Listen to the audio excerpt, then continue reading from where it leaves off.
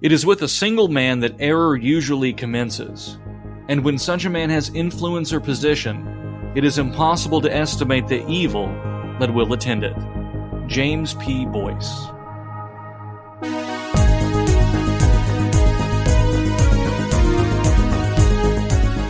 Hello, everyone. You are listening to A Word Fitly Spoken. I'm Willie Grills here with Zelwyn and Heide. We're going to talk about noticing things and the Southern Baptist Convention today. A little bit of an interesting episode as we close out this season. I'm going to take a very brief break after this episode because Zelwyn needs to go to the prairie and find a wallow and regenerate and rejuvenate himself.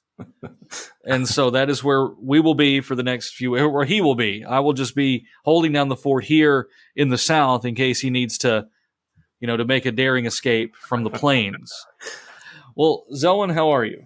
Well, I'll be going on my vision quest here shortly, as you put it. But I'm doing good, Willie. The weather is beautiful here, and the garden is growing. Although it's kind of weird this year because the plants are only really just now starting to flower, which is kind of a little later than they were last year. And I don't know if it's just because things have been cold or what, but it is what it is. I mean, we got some rain last night. It's great. I mean, God is in his heaven. I can't really argue with anything. What about you, Willie? Well, it is going to be 100 degrees or more every day this week. As we record, it is currently hot. And it is, let's see what we've got on the thermometer here. It's only 97 degrees, so we're doing all right. I did get tobacco put in raised beds this morning, and I think it will grow very well in the weather here. Beautiful. And so, we'll give it a shot. But it is warm. God is in heaven, and we'll get through this. So, I can't remember, Willie. Have you ever had success with tobacco in the past? I had very limited tobacco plants that I grew, and so we're going to go more this year just to see what happens. Just to see what happens, yeah. I'm fully expecting you to put up a drying barn for your tobacco. Now we have to, and there are many an old barn around here. I could probably hang it up, but just be finding the tobacco sticks that would be the issue. But I think we can find. I know where to get some. I got the hookup. I got that Eastern Kentucky hookup. So. Very, very warm here, and we're keeping on. 4th of July just passed us, so very good here in Arkansas. And you had a good 4th? I mean, lots of fireworks and all that? We had a good 4th. Lots of people came out. The cookout was good. A lot of familiar and some new faces were out. And, well, the fires, there were almost no fires. Almost no fires. Let the reader understand. But we're doing good. We are good. Good. So, good to hear.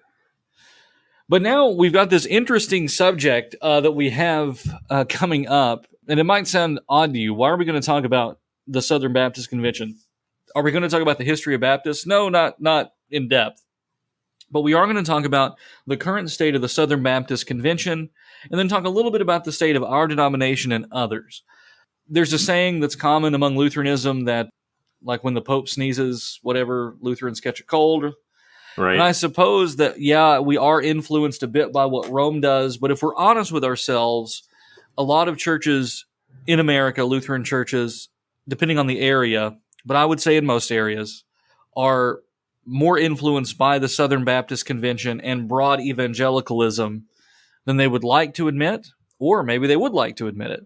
But as these churches go, as the winds blow, Lutheran congregations will be tempted to follow along with those winds if they're not careful. Right. And so the Southern Baptist Convention has really a very similar polity to ours. Now, it's not quite the same. We're congregational and yet not congregational, but they do work through conventions and bylaws and voting delegates and things like that. So in that way, the system is very similar. And what has happened is the Southern Baptist Convention has chosen to elect people that are rejecting historic Baptist standards. Right, right. And a lot of our maybe less than charitable listeners will go, well, Baptists don't have standards. But they do. And historically they did. Look with the London Baptist Confession of Faith and today with the Baptist Faith and Message. There is such a thing as a quote unquote confessional Baptist out there. Right. And so what you have are Baptists who hold to traditional Baptist doctrine, which, if we're being 100% honest, would be Calvinistic. Right. And Arminianism creeps in the 19th century. But not all conservative Baptists are Calvinistic. So that's not fair. But historically, they would have been. They believe strongly that the Bible teaches that ordination to the pastoral office is reserved for men. Mm-hmm. They used to have a very dogmatic view on church government. I mean, they are called Baptist. Right. And implied in Baptist was always a strong emphasis on local church governance. And that is sort of being wiped away a little bit with mega churches and satellite campuses and things like that. They understood the order of creation, and now that is being downplayed a lot in things that they are passing. And so a lot of this is being done because they are the Southern Baptist Convention, and so Yankees want to put guilt on them, and a lot of Southerners are taught to hate themselves, and so because of that, decisions are being made. And so that's not good either. So we're going to talk a little bit about that and about what it means to be sober-minded, be alert, to be awake, and to see what is going on in broader Christianity around us. That is something that is very important, because we, as Lutherans and as members of the Lutheran Church Missouri Synod, will be influenced by these things. And if you're not as a pastor, your members will be influenced by these things. Well, and I think especially if we are honest with ourselves, we cannot afford to just simply ignore these things. Because the Southern Baptist Convention, say of it what you will, being a 16 million member denomination, is the largest Protestant denomination in the United States. And just as we recognize that, if Rome were to do something that would probably heavily influence what's going on in the churches around us, we need to recognize that such a large body in America is also going to influence us, whether we want it to or not. Right. It is. So Rome is the largest. The Catholic Church is the largest. Right. Followed by the Southern Baptists.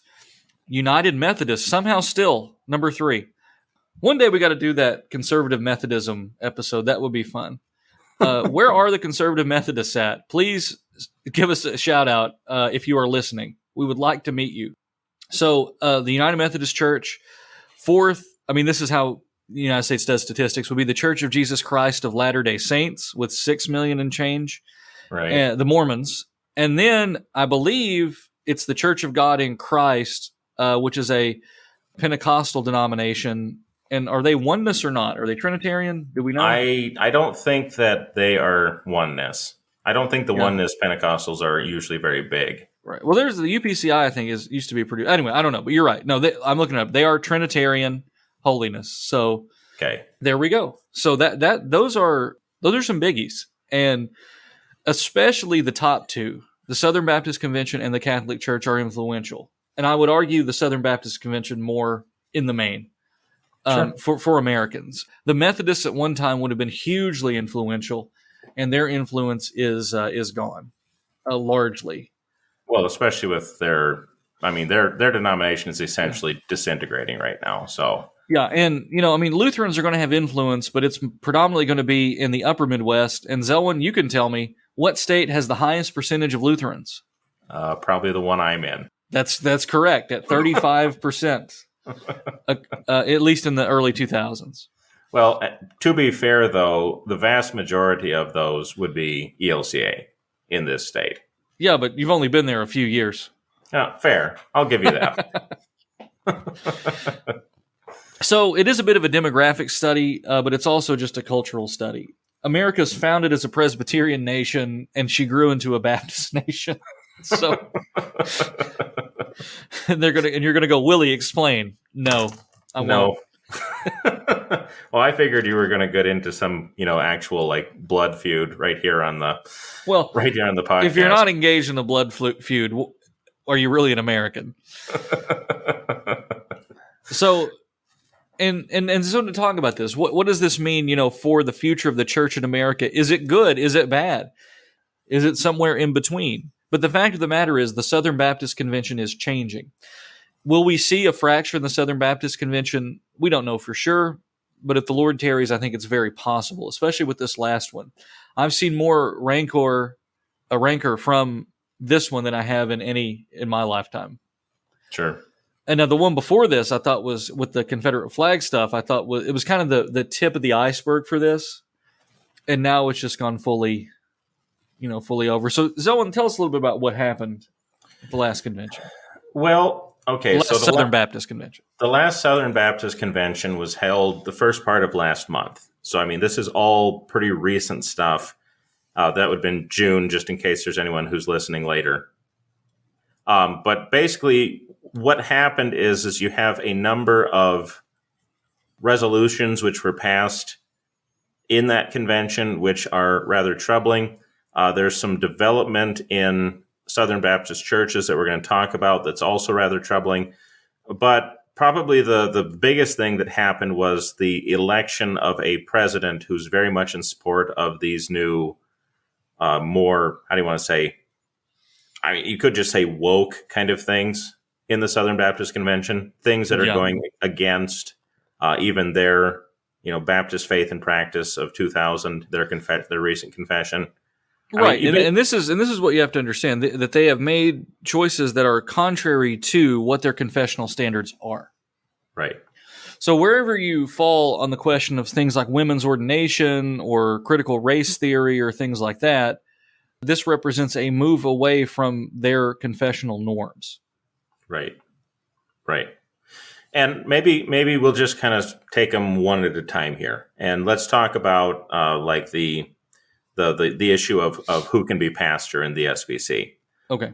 This is something that's been happening for some time, but we are starting to see a movement within the SBC towards ordaining women. Yeah. And this really came to a head in May of this year when Rick Warren of Saddleback Church actually ordained 3 women in one of his churches and basically just said that there's nothing wrong with this, that it was just done, kind of this is what we're doing now, and this is what was brought before the floor. One of the things that was brought before the floor at the Southern Baptist Convention. Yeah. So now you have churches within that denomination openly rejecting what that denomination teaches about women pastors, and for that matter, what the Bible says too. Right. Late last year, I believe it was Beth Moore, who was a notable Baptist who left to become Episcopalian or Anglican, whichever one she officially joined. I've been ACNA for all I know, but went to join that denomination possibly over reason of women's service in the church. Right. So they are drifting there. So yeah, technically in the Southern Baptist Convention, then you have women pastors now. Not officially denominationally, but among congregations within the Southern Baptist Convention. Right, correct. Although there were some at the convention pushing to have Saddleback Church, Rick Warren's church, removed from the Southern Baptist Convention, but unfortunately I think it was basically stuck into like a study, or they just decided to do nothing about it. Kind of they really just kind of kicked the can down the road on it, which is troubling in itself. Yeah. In fact, the whole question of can women be pastors was something that came up at the convention, and they decided they needed to, quote, study it further. Right. And so, Albert Mohler is going to get up and say things like, are we just going to get to a point where we're quibbling over every word of the confession of the Baptist faith and message or whatever? Why in the world do you think they wouldn't touch Rick Warren? I can't think of any reason. I can think of several million reasons, but right. Yeah, I mean, it's all celebrity is a dangerous thing, and celebrity can make men think that they're untouchable. And so that's not a good place to find yourself. But he's always done his own thing, and they're not going to stop him. He's a powerful force. And with the new leadership the likelihood of them actually removing him or Saddleback or something like that is highly unlikely. They had ran a couple of conservative, and I'm going to say confessional, for lack of a better term, Baptists for high office, and they lost. Vadi lost, and then Tom Askell is the Founders Movement still around? The Founders Movement in the Southern Baptist Convention was meant to be a return to what the founders believed, namely a Calvinistic doctrines of grace style form of Baptist theology, and he lost, and so he lost by a pretty handy margin on the second ballot. But it does show you where the Southern Baptist Convention is drifting. So if Baptists, even in America, would have historically been Calvinistic and very conservative, they begin to drift toward Arminianism and an emphasis on free will and revivalism. And then here in our current day, they've drifted further from their historic positions. Right. And now we're really seeing it be made clear. Well, and the thing to keep in mind with all of this too, this isn't just like a this year kind of development. I mean, this is something that's been a long time in the making. But at the same time, we are now seeing an entire denomination like this, formerly thought to be quite conservative, for the lack of a better term, taking some very troubling kind of moves like this and doing so enthusiastically. We are seeing a denomination being overturned from its historic roots. Yeah, and this is not a denomination where like somebody can just be named bishop and then the bishop can come in and completely change the diocese by putting who they want in. Right. This is the people electing their representatives. Right. And so it really is a reflection of where the wind is blowing among Baptist churches. Southern Baptist churches. Southern Baptist, yeah. Yeah, I mean, there's a lot of other Baptist denominations, and this isn't about that. Most of the other ones are much smaller than the SBC. Right. Well, and the thing to keep in mind here too is that if this is the way that the wind is blowing among the Southern Baptists, it's a pretty good indication that this is the way that the wind is blowing across the board. And right. To be aware of that is what we're pointing at. Yeah, and I can feel for the Founders style Baptists, the Reformed Baptists. They don't like being called that, but it's our show. But the ones who are holding to the doctrines of grace, as they would say. Right. To see what all of your foundational theological writings are saying, and then to have nearly all of them jettisoned at this point. Right. At least soteriologically. Right. I guess we're all still Trinitarian there, but, how is man saved? What is the nature of man? And now really, what is the nature of church? What is the nature of the office of the ministry? What is an elder, to put it more in Baptist terms? All of that is now being changed. Right. And one wonders if you begin to deviate from a solid confession on the nature of man and on how salvation comes about, then the drift begins. Right. Now, we would disagree with a historic Baptist on the means of grace, for example. But we can agree that if you're talking about to a Calvinistic Baptist, doctrines of grace kind of guy, that man is depraved, born in sin, and that God must act on the heart in order to save man. Right. And that God will elect someone to salvation, things like that. Now, the other half of that coin we might disagree with, but, at least to the point of the nature of man and that salvation is a gift from God, we can shake hands at least on those 2 points. Disagreeing on how it comes. I mean, we would all agree it comes through preaching, but then get to baptism and we're not really quite the same. Or get to the Lord's Supper and we're a fur piece off. So, but yeah, to see that drift would have to be very disheartening for someone who grew up in a historic Baptist church, I would imagine. Well, and if we're not careful, and I think this is going to be the main message of this episode, we may very well see the same kind of drift happen in our denomination. Yes. We need to be aware of what's happening so that we are not caught off guard. Right. And that's why we are discussing this. It's not to dunk on the SBC and go, ha-ha, look at us. It is to say, there before the grace of God go I. And we need to be careful about how we do theology, about how we present theology and teach theology, and about what theology we are reading, perhaps without discernment. Sure. Well, we got to take our first break. We'll be right back with more Word Fitly Spoken right after this.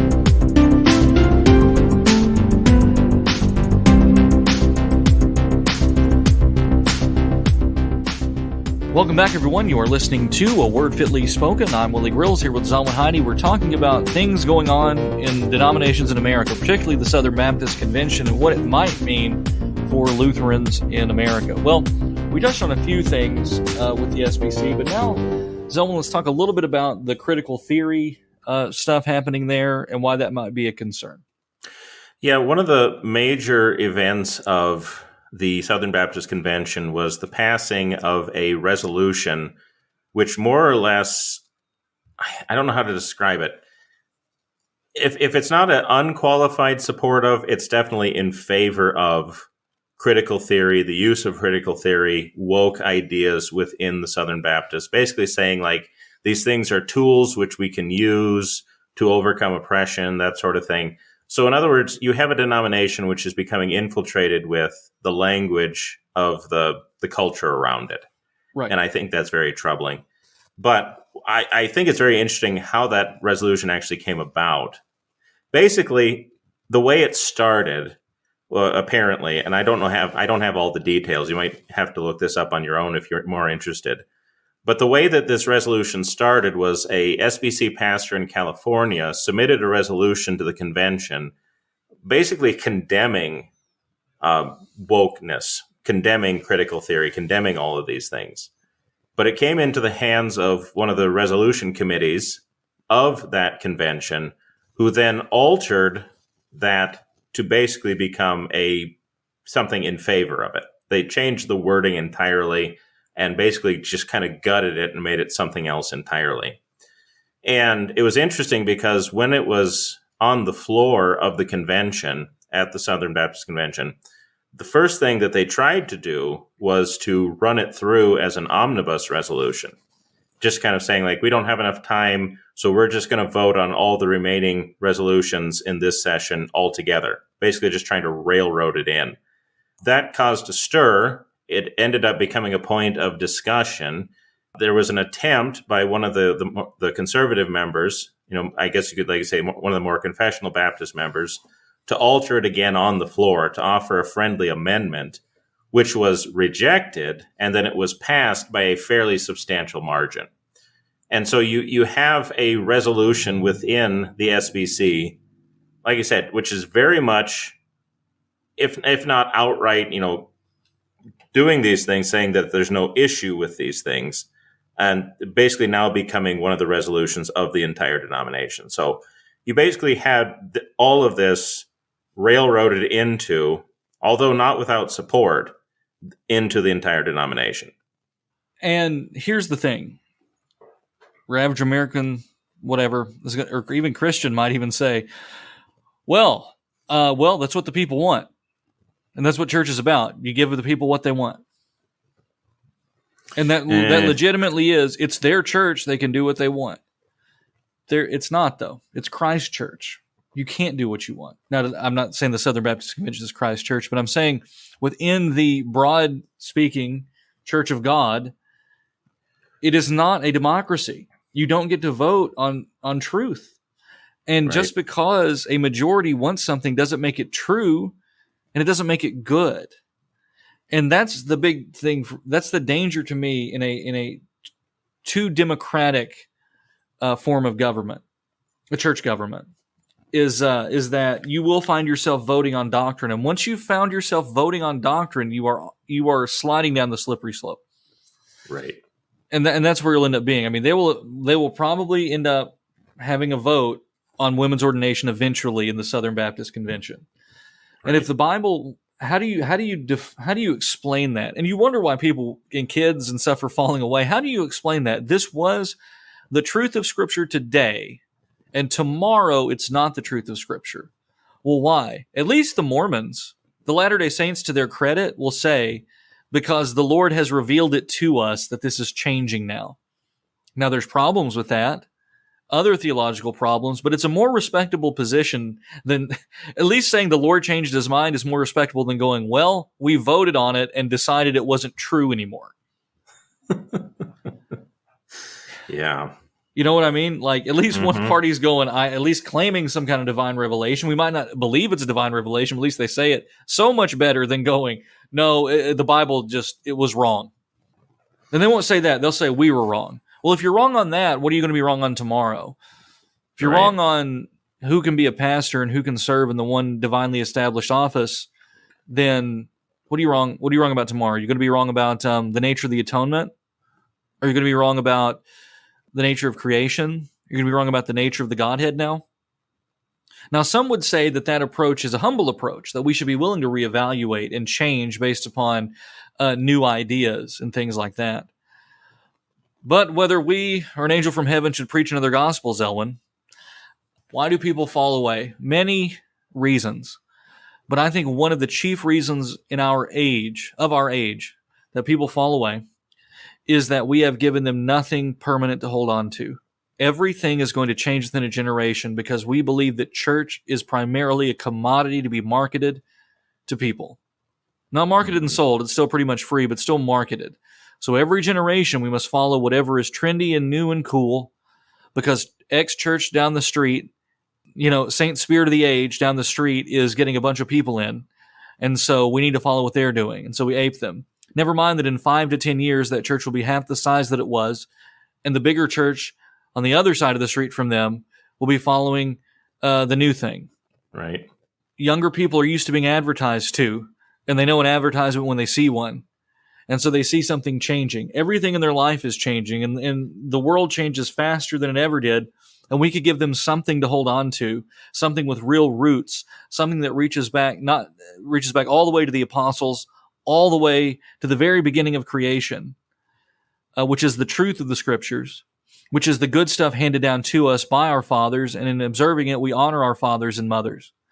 And yet, because of the spirit of the age, we too become confused and say, well, why are kids rejecting this? Well, he used to play with troll dolls, and now he doesn't play with troll dolls. The same parent surprised by that is the one who is surprised that kids fall away when you turn church into something that is easily dated and easily expired. Right. Well, and I think, too, when we're dealing with the issue of the spirit of the age, I mean, it's obvious that what is happening here is an attempt to be liked by the world. And I'm not saying that this is true of the entire denomination of the SBC, by no means. But we do see a movement within that denomination, which is certainly seeking the applause of men. Let me put a little bit of a best construction on that, because I do believe that a lot of these people are adopting these new measures and these new ideologies and things like that because they truly believe that this is a way to win people for Christ. That by throwing their ancestors under the bus and by repudiating who they are and by demonizing a significant chunk of the population and by embracing people that they feel are marginalized, even though in many cases they're not in the broader culture, but whatever the reason. They're adopting these things that will perhaps ultimately be harmful, but they're adopting them for the sake of reaching them for the gospel. But it ties back into what I'm saying. We've turned the gospel into something that needs to be sold rather than, the power of God and the salvation. And so they want to reach people, and in trying to become all things to all people, they end up becoming the all people. Right. Well, and I think it's important to remember, too, that the gospel, if it's preached correctly, is offensive. Yeah. People will hate it.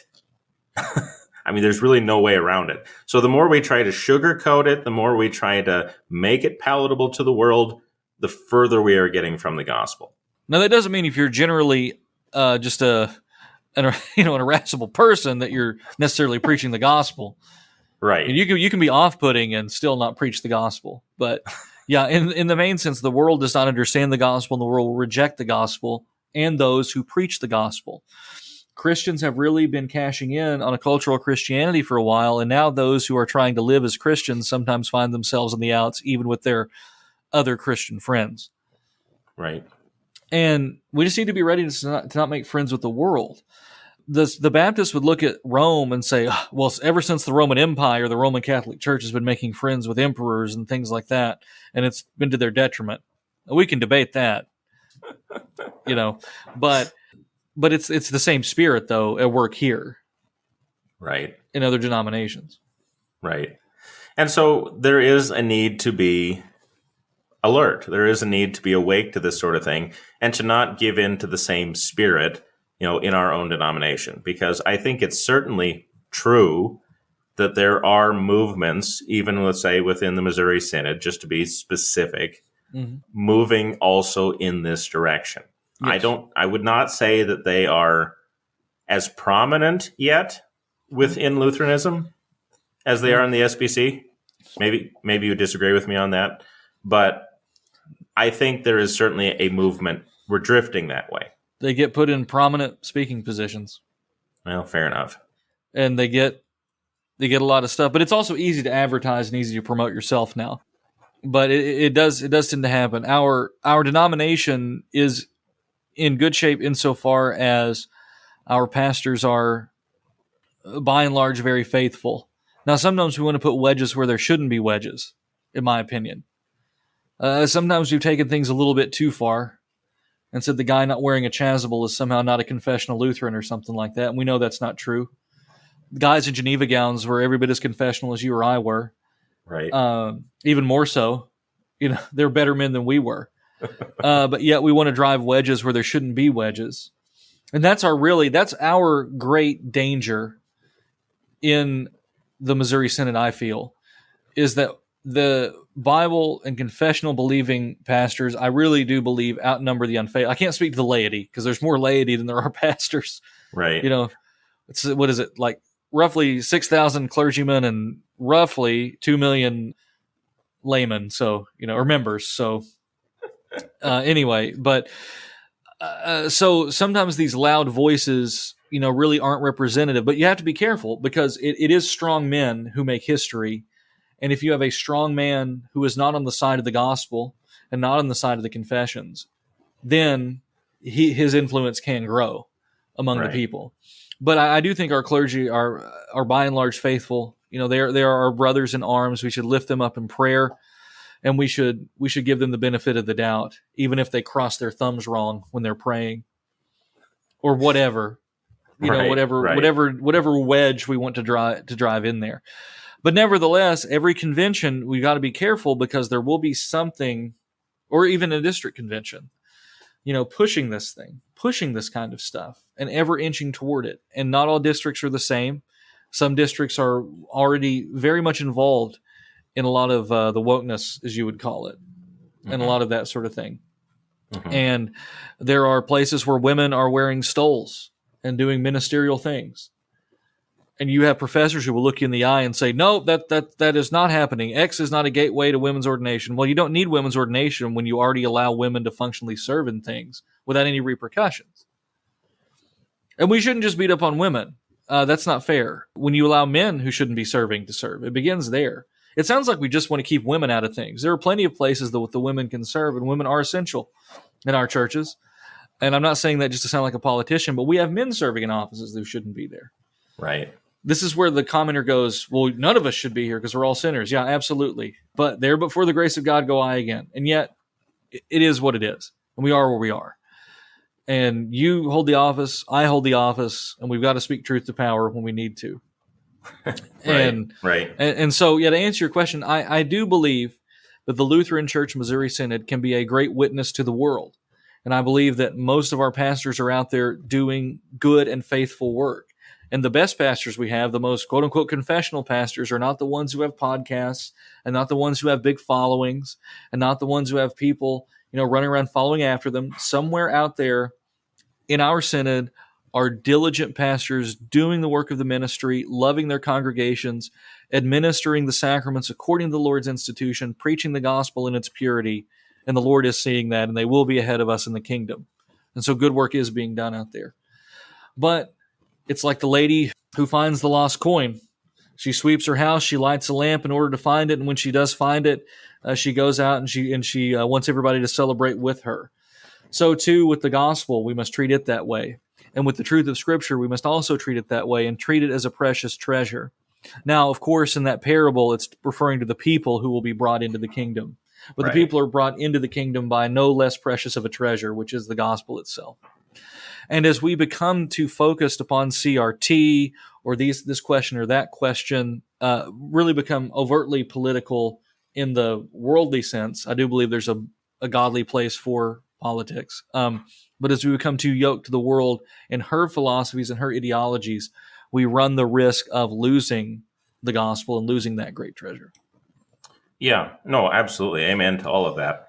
I think it's important to be aware of these things, because sometimes I think the reason why this stuff can creep in is for a couple of reasons. One, because of those who are actively pushing towards these things, which, at this point are still relatively few, although they are vocal. But also because I think the majority of our pastors, even the very faithful ones, just simply, I don't know, I don't think they're aware of these things. You know what I mean? Yeah, they're not going to follow the Southern Baptist Convention because, I don't know, they think all Baptists are of the devil or something. I don't know. Because they don't care. And they'll follow Rome just so they can dunk on the Pope. But beyond that, a lot of guys don't really pay attention to this sort of thing. And on the one hand, maybe that's good. Maybe it's good to just be completely disconnected. But on the other hand, you have to know what your members are being exposed to. Right. And, you don't have Concordia Publishing House brick and mortar stores around the country, but you've got Lifeway in a lot of places. Right. And Lifeway, the publishing arm of the Southern Baptist, is publishing pro-gay books now, which you would never see, or at least one, which you never thought you would see in a denomination like the Southern Baptist.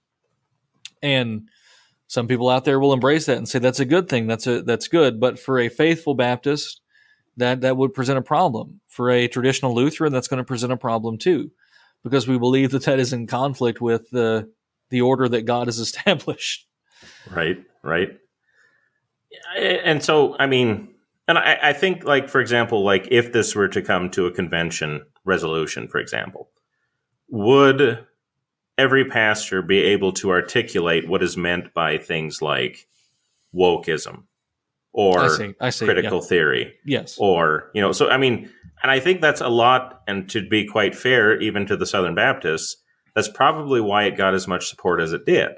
Well, because, what's funny is you go back to our critical theory episode. Did we ever get as much, blowback as from any other episode? Never, not once. We did get some, even negative voices to that one. Yeah, that's what I mean. Yeah, there was like random phone calls and everything. Well, you're the one that gets phone calls, so that's my fault. I shouldn't answer. But it is a need to be not only aware of what's happening around us, but also to be able to see these things for what they are. Yeah. Because we may find ourselves in a position, if we are not diligent, where we are basically SBC, part 2, Lutheran Boogaloo kind of a thing. And I think that would be a very difficult thing for us to find ourselves in, because we may not even be sure how to get out again. Well, yeah, and when you run on a convention cycle, once something's voted on, right, it's law now. I guess. Solo bylaws. That's Well, yeah, and our bylaws grow longer every year. Right, but there is a need for just being alert, paying attention, keeping our eyes open, being aware of what these things are, because we don't want to find ourselves in the same place as the SBC at this point. That's really kind of the main thrust of this section, at least. So, yeah, absolutely. And again, we don't need to be prideful in this. You do not need to be prideful and go, aha, at least I'm not like those Southern Baptists over there. Be very careful. Pride goeth before the fall, my friend. Indeed. We've got to take another break. We'll be right back with more Word Fitly Spoken after this.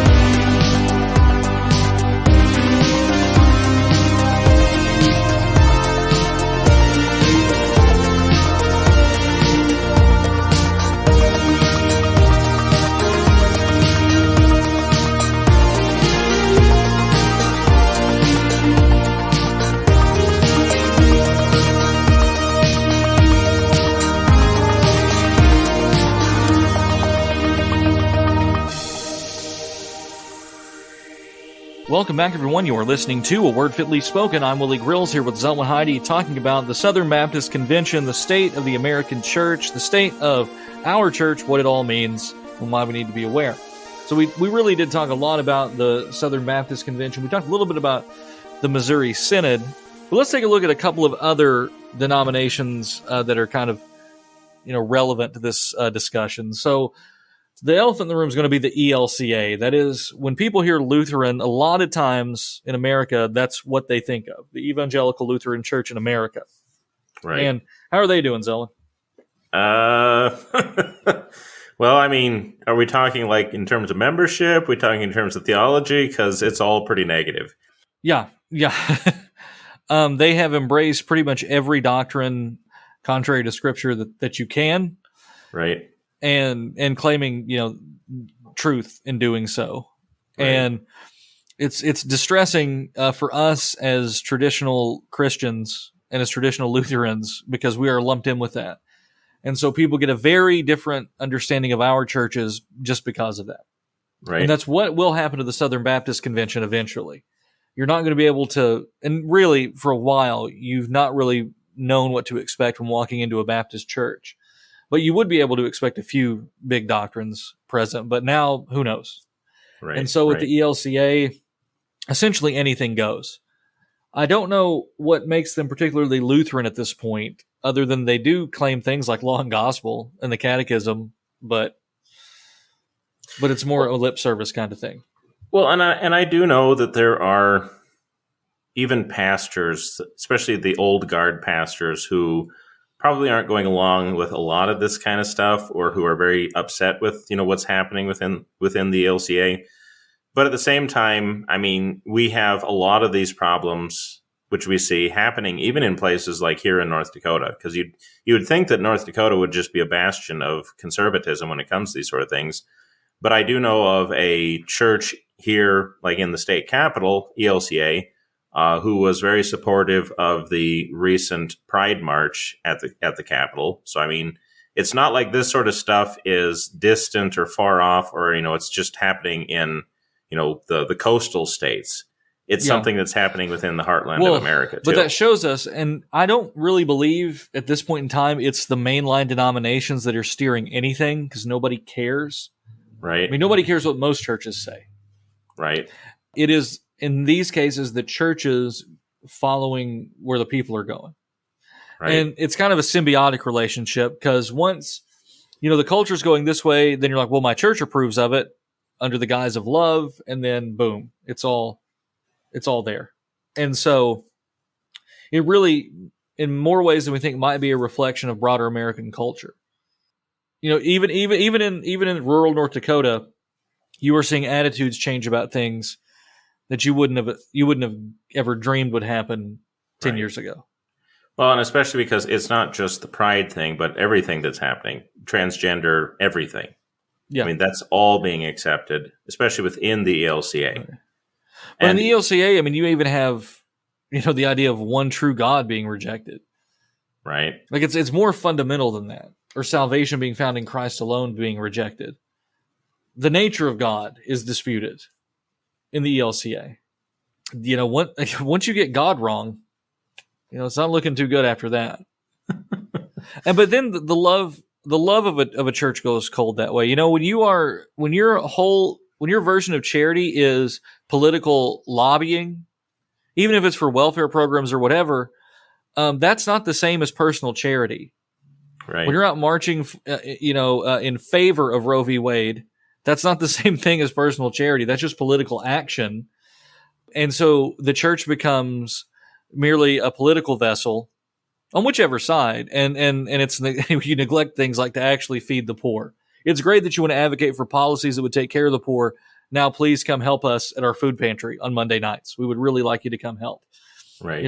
We're giving actual food to actual people. Crisis Pregnancy Center actually helping. That's not the same as political action, but it is actual boots on the ground charity, being the hands and feet of Christ. Right. But if you can say, I'm just part of a cause and a cause alone, then, oh man, you'll sleep really well. You'll feel so much better, right? I mean, give me a break. Come on. Well, and something else to keep in mind here too, as you pointed out, whenever people hear Lutheran, especially when non-Lutherans hear Lutheran, they're not going to make the fine distinctions that we try to make between our two bodies. And so the influence which the ELCA has on us, whether we like it or not, is tremendous, if only in shaping public perception of who we are. Well, and you live in North Dakota. People are used to Lutheran churches. There are large swaths of the country nobody sees a Lutheran church except for when they're on the news, and it's usually because the ELCA is doing something radical. Oh, those Lutherans are at it again. Other than that, they're like, okay, so are you all Catholic or are you all like a cult? Yes. And yes, that's a good way to think of it. I'm joking, but and so it is what it is. Well, that's the ELCA. If you want real Lutheranism, read the Catechism, read the Book of Concord, read the Bible, and you'll find it. Right. Seek out a faithful church, and you'll find it there. So on the other side of that would be the United Methodist Church, another significant denomination, although I would argue it's not as significant as it used to be. I don't know why this one bothers me more. Maybe because of all the Methodists that first evangelized Appalachia or something, but you hate to see what's happened to them. But they've had a unique situation where, as they've embraced, as the United Methodist Church has deviated from historic Christianity, they have now carved out an option to where churches that want to stay traditional and don't want to embrace, say, like homosexual marriage or something like that, will be free to leave and keep their property. Mm-hmm. And that's really the first time a major denomination has experienced a split with that kind of amicable option. Now, it's not really started yet, but maybe it won't be as peaceful once it starts. Mm-hmm. But that's an interesting one. So in their denomination, a lot of times the diocese or maybe the UMC itself will hold the deed to the church property. And so it kind of like what happened with Machen and the Presbyterians in the 30s. Oh, yeah, you can go and be traditional Presbyterians if you want, but we're going to keep the property. And so Machen is out in North Dakota preaching on school buses and things like that. Nothing wrong with that. Kind of wholesome. Can't very argue wholesome with that in its own way. But it is nice that they're not just going to try to keep the property. It would be very interesting if we would actually see a resurgence in like just some Wesley style Methodists. Like they're doing traditional liturgy, but they're out like preaching in the highways and the hedges. It would just be fun to see. I would like to see that. Just to see it, just to say I saw it. Well, I mean, because especially with like in the LCA in particular, I think that's a reason why not as many churches have actually split from the LCA for that very reason, because the synod, as they call it, the local organization holds on to the property kind of a thing. Yes. So, I mean, you can't just leave the LCA without losing your church building. And I understand that a lot, I get it when people are attached to the building because, that's where they've gone their whole life. I get it. But I mean, you see that sort of thing happening all the time. But with the Methodists, I mean, you are basically seeing the implosion of a mainline denomination, not just hemorrhaging members, but actually imploding. And I really do think that, at least two, if not three denominations might actually come out from this division. Correct. Yeah. Right. Yeah, and they're going to be small. I mean, that's why but on the flip side of that, that's why the ELCA is so big. They didn't just grow that way as the ELCA. They were a late 80s merger of several other denominations. Right. And so you got the opposite happening with the Methodists. The United Methodist Church won't be nearly as large once they split into smaller denominations, but maybe that's the more honest way to go. We don't agree. Let's stop pretending that we do. We're not in fellowship. Let's stop pretending that we are. Sure. And for a denomination like the Lutheran Church Missouri Synod, that's a much deeper question for us because we hold to a very strict understanding of confessional subscription, the whole quia subscription thing. And some will say, well, things like the nature of creation and order of creation, that's not in the confession, so we're not bound to it. Like, well, when the confessions bind you to the scriptures, yes, you are.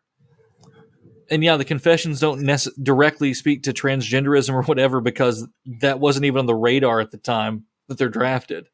That does not negate what the scriptures have to say, or marriage or whatever. Insert whatever you want. Right. And so, for us, it's a little bit trickier when you have a church that says we don't follow the Book of Concord in this regard. Well, we can't be in fellowship with you, even though you have the same church name. Because if fellowship is just found in a corporate identity, like a legal entity or a name, that's not true Christian fellowship and unity. Unity is found in a common confession, and then from that, a life lived out together in that confession. And we're not talking about like little differences here. We're talking about major differences. Absolutely. Yeah.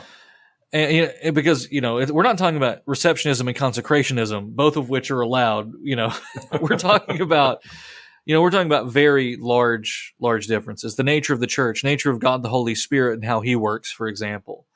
Right. Even the nature of subscription itself is not a guarantee in our churches. And there was a time, where you could find pretty solid uniformity among the churches, and now you can't. Now, why does that creep in? Well, everything gets called an adiaphora, or they say, well, the local custom is what matters. And while the confessions do speak to local customs, at the time that's drafted, local customs does not mean the great wide swath that we have today. Local customs in those times would literally be, the little quirks that they had picked up liturgically. Yeah, exactly. Very small details. A variance in readings even, or something like that. It's not a big major difference like what we think. And really that does lead to a bit of confusion. If you have two completely different styles of worship within the same church or within the same church body, you can say, well, it doesn't matter what worship looks like because we're still Lutheran. Okay, if you believe that, that's fine. I'm not totally on board with that, but it still communicates to the outside world that these things don't matter, that it's all about human preference, and that really it's, Lutherans don't have a certain way in which they do things. If you're teaching something that deviates, say, from the small catechism, which would be, our basic teaching document. For example, you bump into, a Lutheran pastor who says that, and this has happened, that Lutherans do not teach confession, that is a Roman Catholic thing. This is a ordained Lutheran pastor, many years our senior, teaching people that that's a Catholic thing, that we don't teach confession. Literally in the small catechism, and literally talking about private confession, mind you. But you do bump into that sort of thing, and that creeps out there. Right. That will be a problem. And so then you get a pastor who comes in and teaches the catechism, and people go, well, I've never heard of this. Well, right. Yeah. That's evidence of division where it should not be. Right. Exactly. And maybe I'm off base, but no, I think you make a good point.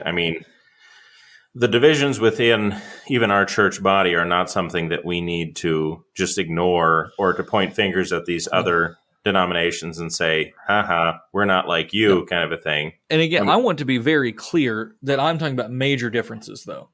Right. Because this is where the confessional movement will fail if we're not careful. We really want to eat our own. Right. And we want to throw our fathers under the bus and things like that. We don't need to do that. And I'm talking about men from 3 generations ago and further back. We don't want to throw them all under the bus. And we don't want to throw Luther under the bus. We don't want to throw our brother pastors under the bus. But where there are major differences that are deviating, we're not talking about true adiaphoras here. We are talking about major differences. And I don't mean adiaphora as a weasel word to say I can do what I want. But we can't condemn someone for things indifferent. We can't say that they're substandard or whatever. But there are times where worship goes too far and it does become subconfessional. That's a fact. And but more to the point, there are times where people are not just ignorant of doctrines within the Book of Concord, but pastors who are openly rejecting doctrines within the Book of Concord. Right.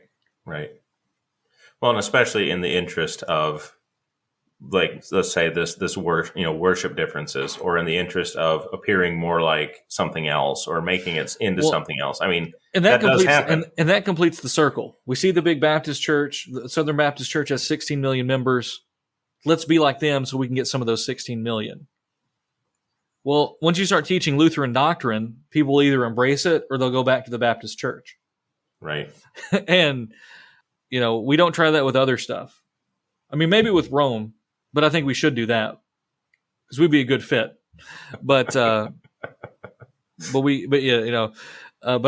kid, but only a little bit. I mean, we're baptizing babies here. I don't know what's going to appeal to the Baptists in that. Right. But, and again, not beating up on them or anything because, we'll find ourselves that way when we just try to follow after whatever we think is pragmatic. And I believe that is the root of a lot of these doctrinal decisions that big denominations are making. It's pragmatism. It's we want to reach the most people with the gospel. So if we embrace things they like, they will come to believe. And that just is not the case. Right. Lauren, any last words before we talk about the next season? Well, and really is just a call for us to just, like I say, to be alert, be awake, pay attention to these things. Don't hold yourself up in saying, that will never happen to me, because I'm sure, these denominations, for the most part, I'm not going to say all of them, but for the most part, there was a point in time when things were better. But because, things changed slowly over time and one thing led to another, that's where they found themselves today. And we will go down the same path if we are not careful. So this is a call for us to, humble ourselves, to pay attention, and to keep our eyes open so that we don't make the same mistakes.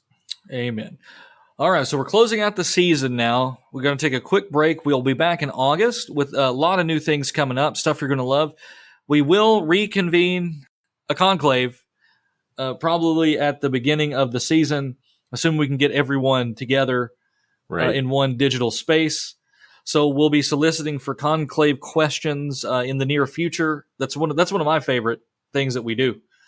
Sure. The only thing that slows us down is bandwidth when we try to record a conclave. So what else do we have coming up? What's fun? Adam will be with us. David will be back. Maybe we'll get Bukes in. Aaron Uphoff is alive, and we will get him back here one day. I know we're going to have Ben Uladolin to come in again to talk about some issues. He had a topic he wants to cover.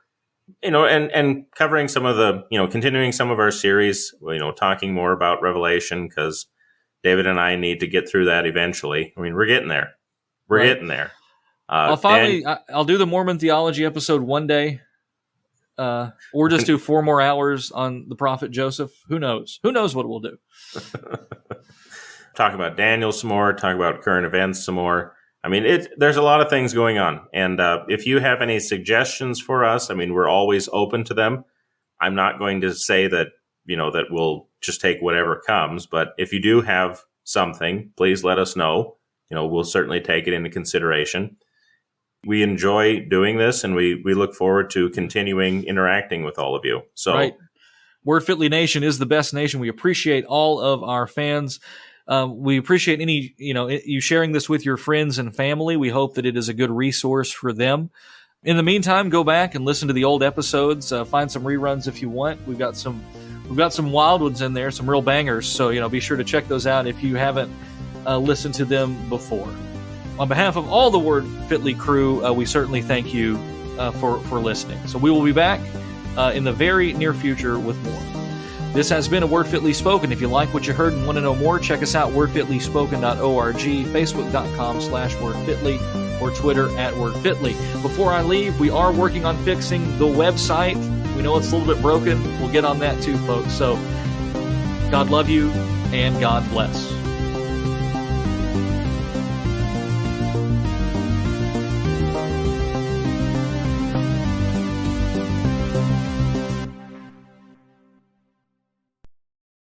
Consider him. If our gaze is in the wrong place, our feet will be in the wrong place. Ian Paisley.